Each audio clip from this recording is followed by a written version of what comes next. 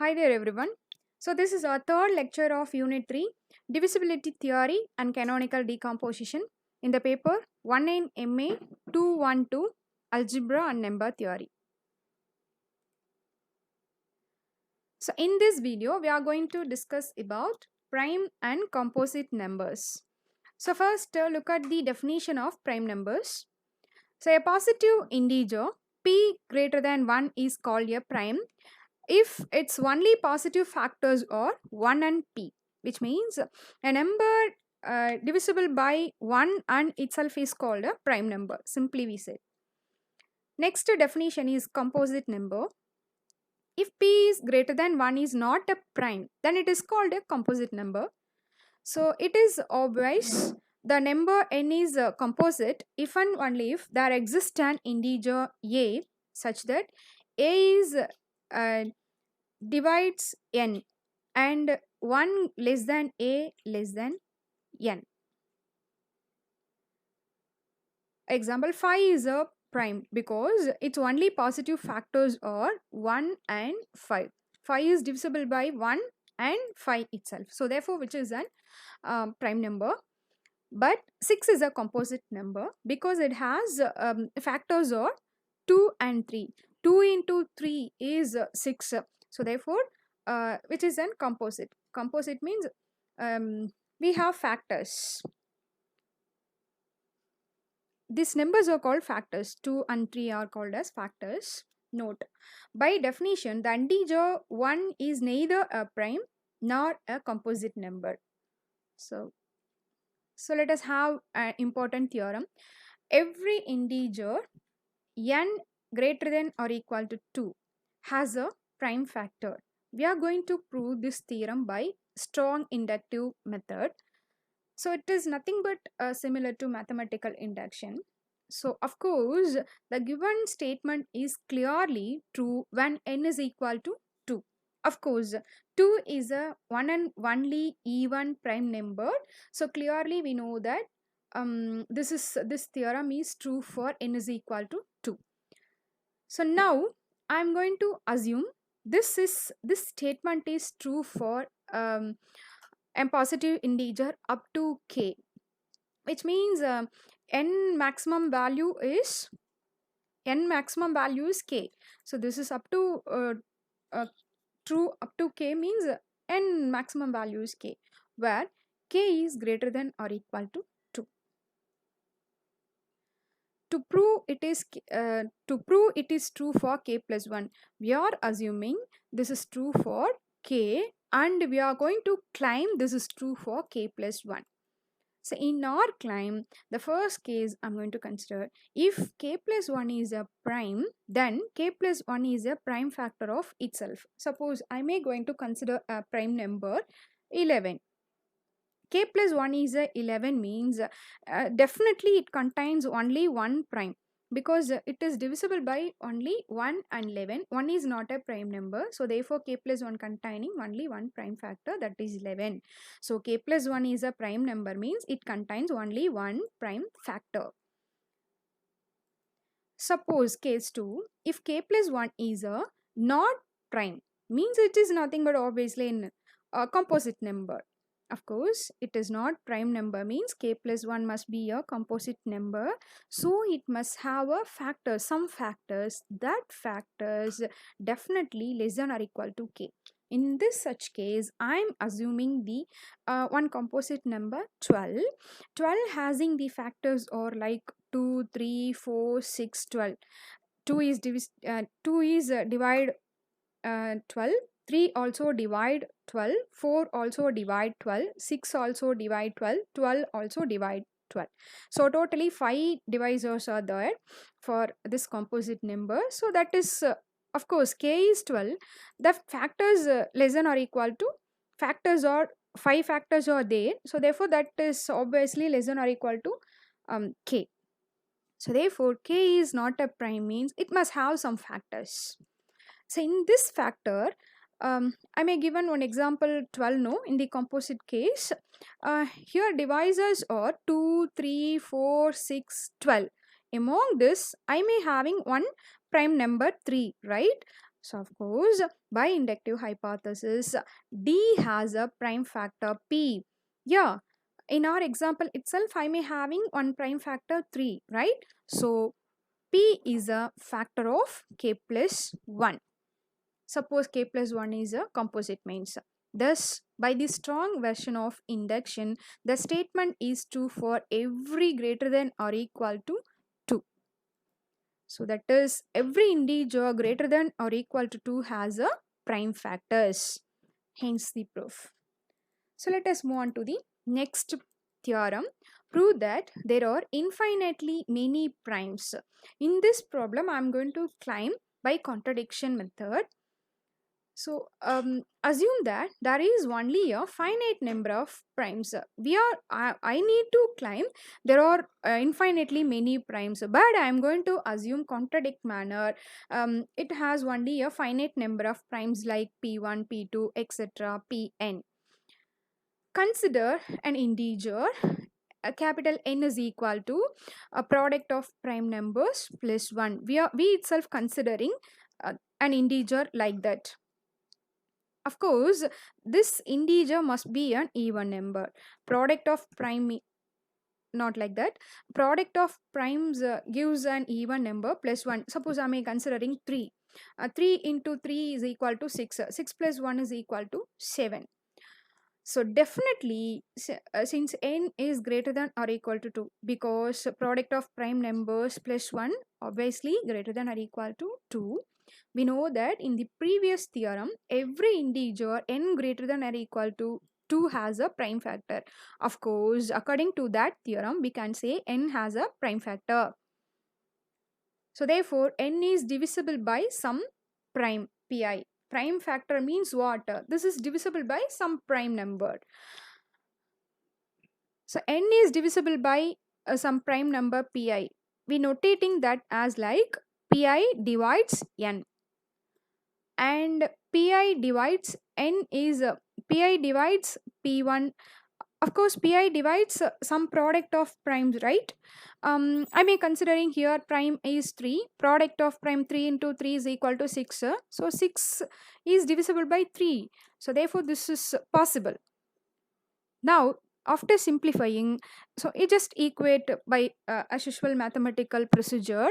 P1, P2, etc. Pn by pi is equal to n by pi. After simplifying this, I will get pi by n minus p1, p2, etc. pn. This is nothing but 1.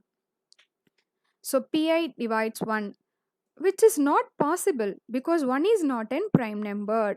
So therefore our assumption is wrong. We may have there are infinitely many primes. That's it. So let us move on to the next one. This is very important result. Every composite number n has a prime factor less than or equal to root n. Every composite number n has a prime factor less than or equal to root n. This is very, very important result. Let us have a problem, and based on this result, determine whether 1601 is a prime.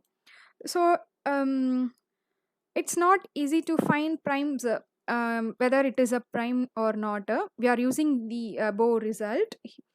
A given number is 1601. We must want to find the root of this this particular given number value. So this gives this integer value. Ceiling of this particular one is 40 point something, but we must consider only the ceiling one. Ceiling of this particular one is 40. So before this 40, up to this 40, we are having the primes or 2, 3, 5, etc. up to 37. These are all the primes before up to the 40. So we can verify that none of them is a factor of 1601. None of them is a factor means what? None of the number is divide this 1601. So therefore 1061 is a prime factor. None of them is divides this particular one, right? So therefore it is a obviously prime number. So let us have the another problem. Find the smallest prime factor of 119. Given number is 119. First, we need to find out the root n value. Ceiling of this particular value is 10. So before this 10, we are having the primes or 2, 3, 5, 7. So we find 7 divides 119. So of course this 7 divides this 119. 119 is divisible by this 7. So therefore it is this one is the smallest prime of 119. So therefore the smallest prime dividing 119 is 7. Using the formula for next one, using the formula for phi of n, find the number of primes less than or equal to 100. First, we have to find the number of primes less than or equal to 100. For that, I am using n is equal to 100, root n is equal to 10. Now, the primes less than or equal to 10 are 2, 3, 5, 7. First, we are finding the prime values. These are all the primes less than or equal to 100, 2, 3, 5, 7. So, now phi of root 100 is equal to 4. Number of primes is equal to 4.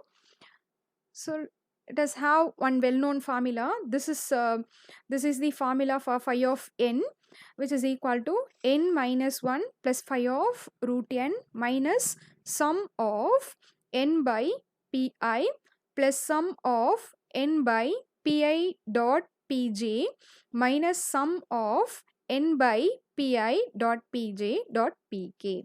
Here ijk varies from 1, 2, 3. Pi of 100 is equal to n value is they are given 100 minus 1. Phi of root n value in the previous slide we found that is 4 minus of n is 100 by pi. I varies 1 first prime number, that is 2, and when I am substituting 2 second prime number, that is 3. We are having only 4 values, right? I, j, k all are varies from 1, 2, 3, 4 alone. So therefore when I am replacing I is equal to 3, the third prime number, I is equal to 4 means I will get P4 value, that is 7, plus likewise P1 into P2, P1 into P3, P2 into P1. Likewise we need to expand this summation. We will get the terms are like 100 by 2.3 plus 100 by 2.5 because and plus 100 by 2.7, likewise 3.5, 3.7, 5.7 minus next I am opening the final next summation. I will get 100 by P1, P2, P3. I will get 2.3.5. Next P1 and P3 and P4 2.5.7. Next P1, P2, P4. Likewise we need to substitute. I will get the terms are like that. After simplification gives, so 103 minus this term values are, so 50 plus 33 plus 20 plus 14 plus the second term values are ceiling of this particular one. We must consider only the ceiling of that terms values. So this is the value of the previous case. And finally we may get phi of 100 is equal to 24. This simplification gives 25, sorry. The number of primes less than or equal to 100 is 25. Next, we are going to say about consecutive composite numbers. The formula, the result under this category is for every positive integer n, there are n consecutive integers that are, the formula is for finding the consecutive numbers n plus 1 factorial plus 2 comma n plus 1 factorial plus 3 comma plus etc. n plus 1 factorial plus n plus 1. For finding n, we need to develop up to n plus 1, which means they are asking to find out positive integer up to 5 means we need to stop up to 6. Start with 2. Find the 5 consecutive composite numbers. So here n is equal to 5. So we know that 5 consecutive composite integers are, the formula is n plus 1 factorial plus 2, n plus 1 factorial plus 3, n plus 1 factorial plus 4, comma n plus 1 factorial plus 5 plus n plus 1 factorial plus 6. Now I am replacing n is equal to 5 in this particular one. I will get, the first case gives the value 6 factorial plus 2, 6 factorial value 720. So almost it may gives the value 722. The second case, n plus 1 factorial plus 3. So n plus n is equal to 5, no? So therefore 6 factorial plus 3 value is 723. Likewise 4 also. 6 factorial plus 4, it gives the value 724.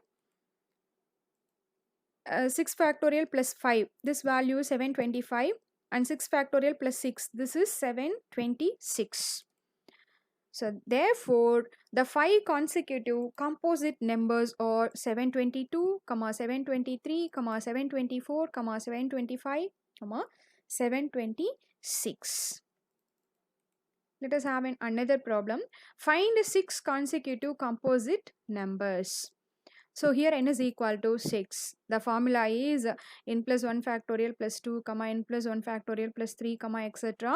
n plus 1 factorial plus 7. We need to find out 6. 1, 2, 3, 4, 5, 6. So now I am replacing n is equal to 5. So n is equal to 6 into the above formula. I will get, the first case gives the value 5042. The second I am replacing, in place of n is equal to 6, it will give 5043. When I am replacing n is equal to 6 in this case, I will get 7 factorial plus 4 is equal to 5044. In the next also, 7 factorial plus 5 value is 5045, and 7 factorial plus 6 value is 5046, and finally 7 factorial plus 7 value is 5047. So therefore 5 consecutive composite numbers are 5042, 5043, 5044, 5045, 5046, 5047. In this way we need to find out the consecutive composite numbers. So in this video we are discussed about prime and composite numbers. Under this we are seeing some important theorems and problems. Also we are discussed about consecutive composite numbers and its problems. Thank you.